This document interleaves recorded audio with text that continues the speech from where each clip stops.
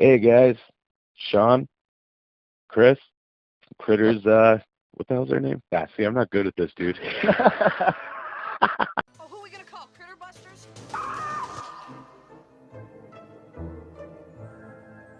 Dad's all torn up and Mom's got like a harpoon thing in her neck and they're getting bigger.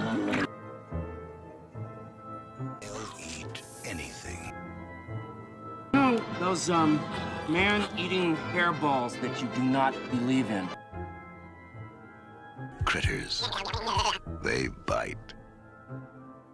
Hey guys, welcome to They Bite, the only Critters podcast. Biggest, most passionate fans ever doing a podcast about critters. I'm Sean and Chris. How's it going, guys? Hey, and yeah, third episode, man. We're doing all right. Yeah, we made it all the way to number 3. I know, right?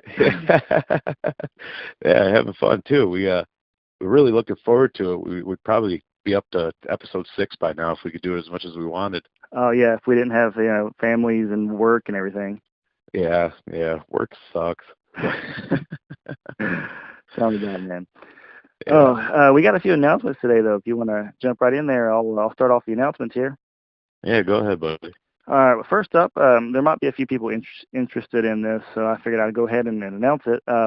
In March, on March 9th through the 11th in Cherry Hill, New Jersey, there's going to be a convention, which is Monster Mania. And the Kyoto brothers, the men behind the Critters, they are going to be there, and they're going to be signing autographs all weekend and probably doing Q&A panels and stuff for people. Yeah. So if you're a fan of Critters, if you're listening to this podcast and you're in that area or around the area, then you definitely need to get to that convention, and you definitely need to get an autograph from them and show support for them and talk to them about Critters. And Yeah, and get us info. Yeah, Yeah. Because if we could go, we'd be hounding them. Oh. Oh, definitely. Last time I met the Kyoto brothers at a convention, I recorded an interview with Edward Kyoto, which is up on the Critters Rehatch YouTube page, and I did like a 15-minute interview with him just talking about all 4 Critters movies. That's too awesome, man. Still so envious of that. Then there's another thing, though. Yeah, actually around the same time on March 23rd to the 25th in Cincinnati, Ohio, there's Horror Hound Weekend, and Brad Dourif is going to be there. And Yeah. if you don't know that Brad Dourif was in a Critters movie, he played Albert in Critters 4. So Yeah. go there to the convention in Cincinnati and talk to him about Critters 4. I might actually be at that one. I'm going to try my Really? best. Yeah, it's only about a 2-hour drive for me. So Really? I'm going to Oh, try my wow. best to be at that convention, at least just enough to go down there and talk to Brad Dourif. Well, yeah, I mean, he probably doesn't talk about critters with people every day either. He might not even remember. He might look at me and be like, "What the hell's wrong with you? I wasn't in the damn Critters movie." Yeah, I could kind of see that too. It's like, why are you trying to make me sign this movie I wasn't in? Like proving it to him on the back. See? Yeah. He'd be like, that's not my name. I don't associate with that. Yeah, man, people really don't like that movie either. So if I bet a lot of people don't remember that Brad Dourif is a part of the Critters franchise. Probably not. I mean, a lot of people, the only time you mention like Critters are like, "Oh yeah, the Leonardo DiCaprio movie." But Yeah, I know. We both. Ah. They smile. Or they're sigh. like, or even worse, they'll be like, "Don't feed him after midnight." And it's like, Oh dude. God, that pisses me off. No, man, and I love Gremlins. Don't get me wrong, but Oh, I do too, but it still pisses me off. I have that Critters tattoo. Well, I have several of them, but I have one on my arm of just the critter. And I'll show somebody the tattoo, and they'll be like, they'll do one of two things, and both of them piss me off. They either say, "Oh, the Gremlins movie, or the one with the Mogwai," and I'm like, it pisses me off. And I probably think it's the Mogwai. Or they look at it and they're like, "Oh, where the wild things are," and I'm like, "What? Why the hell would I have a where the wild things are tattoo?" What the hell is that? Yeah, exactly. Like it's critters, stupid. Yeah, where the wild things are. Get your movies right, dude.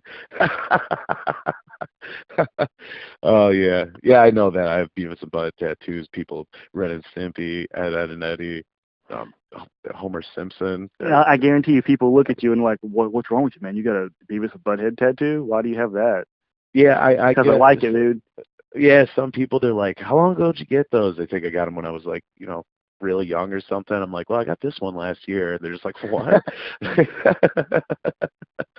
But yeah, we're passionate dorks, man. It's how it goes. Yep. Yeah. Another thing too, this is a kind of a small announcement but big announcement at the same time. I was actually talking to Jordan Rubin, who is the guy who, is that his name? I believe so. I want to say so. I was talking to him earlier today about the Critters: A New Binge. He's the guy that's writing and directing the series, and I asked him if he would be interested in giving me any updates for the show or being a part of the podcast. And he actually replied back to me, and he said he would love to be a part of the podcast someday, but he has to wait until the show is finished filming because of contract reasons and stuff. But he said he would be willing to do the show, and he actually said that they were going to start. He said they were going to start filming it in the next couple of months at least. Yeah, exactly. So that's big news disguised as small news, actually, because that's a little more confirmation that it really is happening. Yeah. Sean, I actually haven't told you this part yet, but he replied back again, and he said that they were in the early stages of making sure that everything is right for the budget and that they're doing revisions on the script. So interesting. Well, it still sounds like a plus, man. Mm-hmm. Oh man, yeah, goosebumps. Ooh, awesome. I'm just glad he's actually somebody who's like replying back and talking to me about it. Well, yeah, man, that is cool, and I don't know. It just baffles me to think that in the group. I mean, we had a conversation with Mick Garris today at Kyoto. There's a chance they might even listen to this. Who knows? Doubt it. But speaking of that conversation, before I get into that, I just want to say that was 3 Critters announcements, man. That's pretty awesome. We're doing pretty good. Yeah, 2018, the year of the Krites. It is, man. Yeah. So anyways, dudes on eBay putting up some supposed props. I think they maybe are, or they're cast from props, but he's claiming, and the COA is claiming that they're screen used. Instantly, I looked at them. There's a baby Krite, and there aren't too many scenes that look like this critter in part 2. Like, it's definitely from the Easter egg hatching scene, and I think there's maybe only one literal shot in that scene of a baby critter. And it has eyes and teeth, and this one doesn't. It has nothing that looks like there's any mechanics that were ever put in it, and it looks like just a cheap foam cast that was painted. And then the other is it's one of the heads from the giant critter ball is what it is. Yeah, which actually on the post he doesn't even explain that. He just says it's like in the background of the movie. Yeah, and but you and I mean, we've been seeing this stuff over and over, and those do pop up every once in a while, but it's very obvious when one is real because it has the eyes, it has the teeth. They really went into detail on every single face in that freaking ball. And this looks like somebody bought one of those, or honestly, from what we've heard from Ed, stolen, and they probably ruined the prop to cast it and then resell it to a bunch of people with a bullshit, certificate of authenticity. Yeah, and the thing is if it is real, if it did come from the actual set of Critters or Critters 2, the thing is like they made tons of those that probably wasn't even used in the movie, that were just laying around on set, that were just like, oh, this one's messed up, it's got a tear, we can't use that one, let's use this one. And whenever the movie was over, they just boxed everything up and put it in their warehouse. So if somebody got it from the warehouse or bought it in bulk, and then he's using this one, he's claiming that it's screen used. It just isn't. Yeah, it's not signed by any of the Kyoto brothers saying that it is screen used. So in fact, we posted and we got a response from Ed pretty much saying like he just doesn't think it's screen used.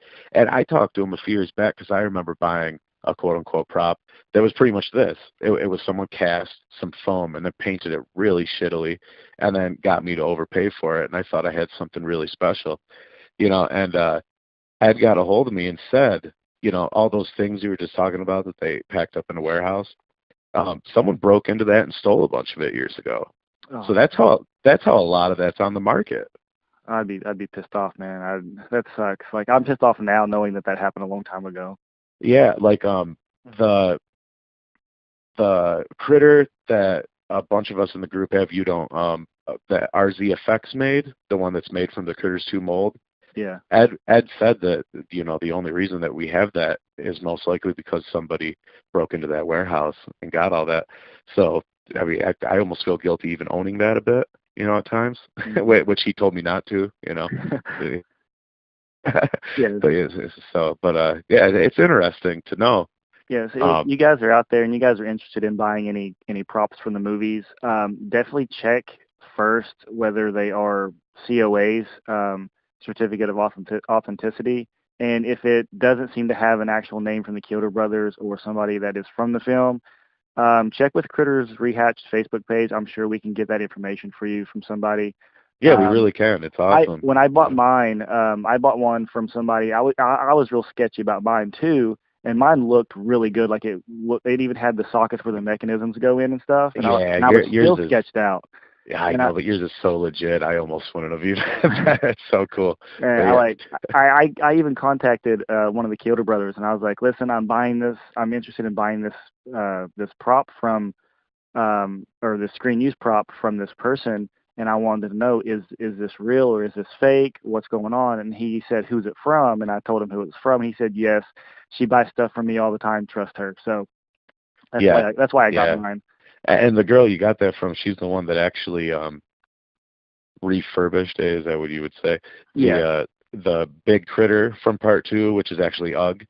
It's from the Transmorph scheme where they morph. Yeah. And did an awesome job. That looked so good when they were done. That was just amazing. If I would have had like $1,300, that would have been mine. Really? That's all? Yeah, $1,300. I think is what it sold for. Oh my gosh, it's worth so much more. Mine, the one that I got, the one that it's the full body with the arms and legs. It just doesn't have a face. Yeah. I got that was only like $300 and some. I thought I made out like a bandit. I feel like. Yeah, I think you did too, man. Yeah, that I remember a lot of pieces went up that day, and that's awesome. I can't believe how cheap some of those went for. Wow, that's awesome. I hope to own something someday. Yeah. Which one? Who is it? Is it J.R. Miller or Junior Miller, or is it the other? There's two guys that both start with a J. Yeah, James T. Mills. He has a few props. Is he the one that has the one from Critters 2 that's flattened on the ground? He sure does. Oh, I'm so jealous of that one. I want that so bad. Yeah, I think he paid quite a bit for that one because I remember that was on a prop site for a long time. It was kind of like a bucket list dream, probably of both of ours. Yeah. Someday I'm gonna have that money. Yeah. But at least someone we know got it. He's cool. He's got like a drive-in.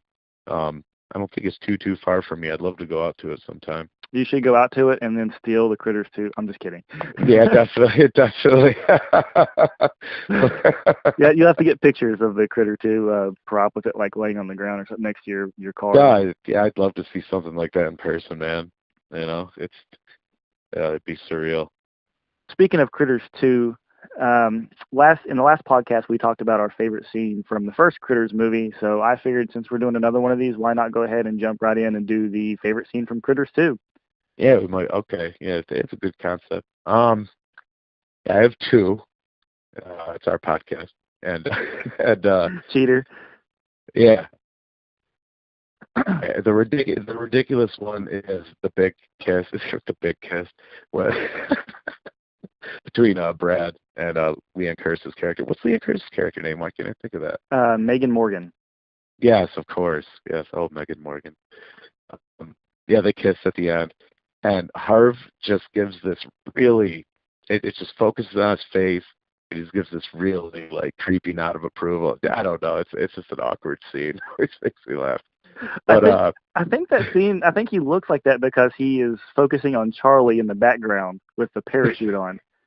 It could be. It would make a lot more sense because he's enjoying that kiss way too much. Because I think that's the fucking case. Yeah, doesn't he like he's looking at them kissing, but then all of a sudden you see him, he's like, "Holy shit!" and like you see Charlie running at the background. No, I don't think so. I think that interrupts it, and then Charlie comes back, and then they get to kiss again, and he's looking out the window of the bus, and he finally kisses her, and Harv just gives this look. I can't imitate it over the phone, but it's, I don't know. Watch it back sometime, and maybe you'll see the humor like I do. I love I this probably movie, will. and I love this movie so much. Like the scene where Charlie sacrifices himself, says, "I'm a bounty hunter," always cry every time. Yeah, it's a great scene. Yeah, man, that movie is my favorite of all of them. So it was really hard to pick one good scene, man. Oh, I it mean, is. It's got so many there's favorite so scenes. many. I love when Lee is trying to drink the straw. That's just hilarious. Yeah. You know what I'm talking about? Yeah. Yeah. It's Yeah. right after they kill the critters in the burger joint. Yeah, they just come out and she's just kind of like hovering the straw above her head, and like it's just like what you'd imagine someone would do. Has no idea what the fuck they're doing with a straw, I guess. But yeah, what's yours, man? Mine actually does not have any critters in it whatsoever, and it's funny being in the one movie that has the most critters in it. But it's the scene where the entire town is gathered in the church and they're preparing to figure out what to do with the critters and how to blow them up and what they're going to do to go kill them all. And they're all just sitting there in the pews, and Brad is like, "We got to go and we got to put them in the hamburger factory, lock them in, and then blow them up." And then Sheriff Harv is over in the corner and he like shoots his gun. What are you all waiting for, you bunch of pussies? Yeah, yeah. I don't know why I really like that scene though, but it has so many The different entire scene. characters. Yeah, that Well, whole it has the scene. best. It has the best quote in the movie. Yeah. I say the boys bad news and shoes. Yeah. Yeah.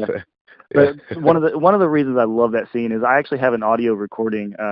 I don't listen to much music, and when I was in college, God, over like 10 years ago, I used to make a really long trip to college back and forth every weekend, and I would listen to clips and trailers for different movies, different horror films, and I always put that clip in there. So I would always listen to it, and I would just like instead of singing along with a song, I'd be like singing, like mocking the Yeah, like narrating along with yeah, it. narrating Yeah. the story or whatever. And Yeah. like, I mean, I'd have my window down. I'd be pulling up next to somebody at a red light, and I'd be going, you got nothing to lose but your lives, and people be looking at me like, what the hell? My bad, guys. I'm not talking to you. I'm just listening to Critters 2. Stop staring. Please turn green. It's really funny. When I was little, I used to record movies to tape just to listen to them when I couldn't watch movies. Yeah, I had like a 5-hour drive that I used to make like every weekend or every other weekend, and I would just throw on this CD that had all these audio recordings that I made from different trailers or clips from my favorite films.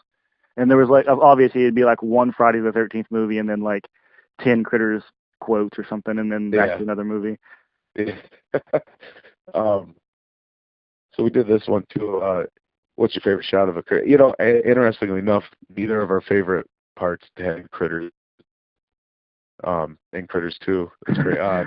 Yeah, that is odd. Yeah, that really is. So it's probably good that we have this follow-up question. What's your favorite shot of a critter in the movie? As much as I love the sequence where the critter ball is rolling, like biting into the side of the door of the truck and knocks the door off at the end, I love that scene. But Yeah. I think I'm going to have to put that as my second favorite and go with the first one when the entire town is being attacked all at once. You get the montage of the critters attacking the people, and 3 of the critters roll up in one ball and they start rolling around town. Wow. And it's in the trailer too, and it's like whom whom whom. Yeah. And the camera rolls over heels. I love that shot. And mine is the shot that literally follows it, where they separate. Oh, yeah. That shot of those like 2 critters after they separate, they just kind of got their heads up and like, Quigley falls out, and I think it's literally the exact same 2 puppets. I think they're connected for the shot. Yeah, they look like, because they don't really move anywhere. They just kind of stand there next to each other. Yes, I think it's the exact same ones. Actually, I think I like that one better. I don't know. Yeah, those are so awesome. But Critters 2 is just a perfect movie, man. It is. Now, I'm going to go out on a limb and say that most people who are just common viewers of the movie, their favorite scene is whenever Ugg almost turns in, or not Ugg, when Lee almost turns into Freddy Krueger. Oh yeah, well that is awesome, and I actually know a guy who owns the Nightmare on Elm Street 2 video store stand-up that's in that scene, The and one from the movie, or just like a not the reproduction? one that was in the movie. Well, it's not a reproduction; those were actually sent to video rental stores back then. Oh, So okay. yeah, but I remember going over to his house and being like, "Oh my God, that's from Critters 2," and he's like, "What?" He's like, "No, it's Freddy Krueger." I'm like, Yeah. well, I know. How did you not know that that was from Critters 2? Like, Yeah, yeah. Isn't that what Freddy Krueger's known for? Uh, every time I talk to somebody about that scene, they're like, "Oh, he should have turned into Freddy. He should have turned into Freddy." I don't agree. I don't No. agree either. I feel like Yeah, Freddy, fuck Shetty. Shetty Krueger, Freddy Krueger would have overpowered like the impact of the Critters films, I think, because he would have been more popular than the Critters themselves. Oh, 100%. Everybody would be wanting to watch the movies based on Freddy Krueger being in it, and that's what it would be known for, would be the movie that had Freddy Krueger in it. And Yeah, literally, if it just would have went like 1 minute further and they really did have him turn into Freddy Krueger, it would have overpowered too much of it. People would always remember it for that. And it would be a little more well known, but not for all the right reasons, man. Yeah, 100% agree. The two best scenes, because I don't think my favorite scenes are necessarily ever the best scenes. The Hungry Heifer scene, it's just the theme. Oh my God, that song's fucking amazing. Yeah. That song, that little jingle, was done by Mick Garris's wife, Cynthia Garris. That's amazing. That's so cool. Every time I show someone that movie, even if they hate it, they think that Hungry Heifer thing was like hilarious. Yeah, everybody loves that. It's well, the funny thing is that Cynthia Garris did the music for that, but she also played Lee, the one whenever Lee was in like the white-faced bounty hunter when she didn't have any face. Really? That was Cynthia Garris as well. Hell, well, jeez, I guess I learned something today. I never knew that. That's cool. Yep, and I met her before and didn't even know it.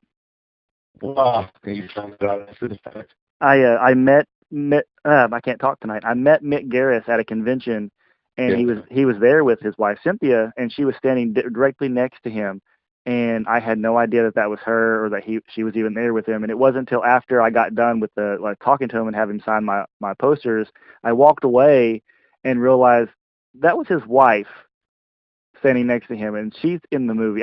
Damn it, I didn't get her autograph. Yeah, because you're technically never going to get the playmate who played Lee. Yeah, she unfortunately died early 90s, didn't she? Car wreck? Yeah. Yeah, she was very cool, man.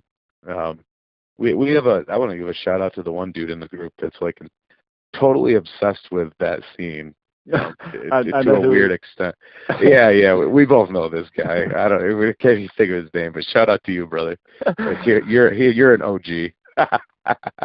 Totally, dude. I was gonna say something on another podcast, and I was like, you know what? I don't want to say anything. I'm just gonna leave it be, and just everybody's aware. Yeah. Yeah, man. What else was I going to? Oh, yeah. The Critters 2 was the first one I saw, actually. Oh, yeah. Actually, Critters 2 was the first movie I saw. I remember, gosh, I don't know how young I was. I was very young. And the little girl that lived a few doors down from me just kept, like, raving about how funny this movie was, because this old man gets rolled over by a ball of monsters, and then the next shot, he's just a skeleton. Yeah. And obviously this girl was cool, So she showed it to me, and I was so fucking afraid of horror movies as a kid, man. But like, I was obsessed with them because I wanted to like them, And something about Critters, it just was like totally safe. Like, I got through that whole movie, and I was just like, man, those things are cool, I fucking loved it. And well, shit, might as well. Yeah, what's your story and how you got the Critters, man? How I got into Critters, I think I'll save that one for another podcast episode, because it's a really long type of story. But I do have a Critters 2 story that I will tell. I actually have talked about this on my YouTube channel before, but when I was little, probably about, I don't know, 7, something like that, 6 or 7. It was right around 94, I think, 93 or 94. I used to rent the Critters films, like all 4 of them from the video stores. Like every single weekend I would go there and I would rent them. Never could find them for sale anywhere. And one day they had the first movie for sale, a used copy of it, and my mom bought it for me. And I begged her to buy Critters 2 because I needed to own it. And she couldn't. This was, back then you couldn't just go to Walmart and buy it at all. No, man. So no, you had to buy it from the video store for like, a lot of money. Yeah, like $90 sometimes. You know? So I begged and begged and begged, and she just never could buy it. I don't know why she couldn't get it. Didn't know if she just didn't have money or whatever. But it took a long time for her to get it, maybe a year. And I was still trying to rent them and stuff like that all the time. But on a surprise, she bought me Critters 2 for an Easter gift. And I didn't know this, and she didn't watch the movie. She didn't know anything about them. And she stuck the VHS tape of Critters 2 in an Easter basket surrounded by Easter eggs and gave it to me on Easter. And I had no clue that it was like even in there. And I was digging through the Easter eggs. I just pull out this VHS tape of Critters 2. And I was like, this is so ironic that she did this, because her not knowing that the film takes place on Easter and it has to be Easter eggs. Yeah. Like even your like most basic like horror nerd is like, oh, Critters 2, that's that Easter horror movie. Like that is the Easter horror movie of all time, dude. Yeah. So that story is awesome, dude. Yeah, it's so weird that happened like that, and I'm glad it did, because it does make for a kind of interesting story about how it happened. But that's my little story. I don't tell stories very well, but you guys get the gist on what that is. Yeah, my parents special ordered me a copy of Critters 3 from the video store. I begged all year. They were like, if we do it, it's the only present you're getting for Christmas. Because I think I remember it was like $85. And I still have that copy, man. I looking back, though, for some reason, I wish I would have kept it in the shrink wrap. Just preserved it. Yeah. But it was cool to get that pristine copy of Critters 3 in my hands as a kid and know it was mine.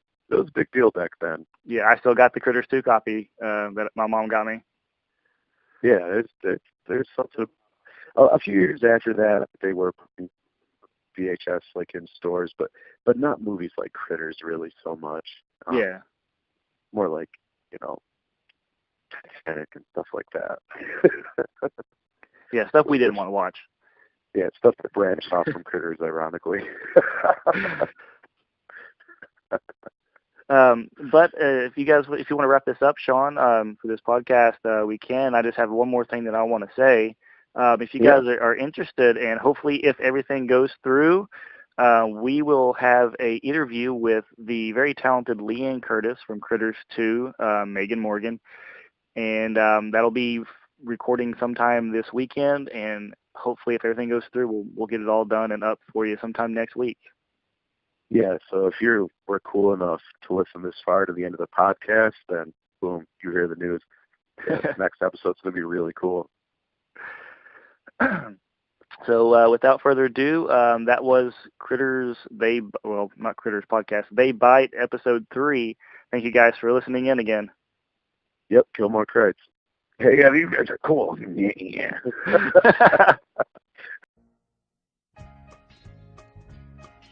Hey, little buddies, come gather round. This here's the very best eating in town. A hungry heifer's a place to be.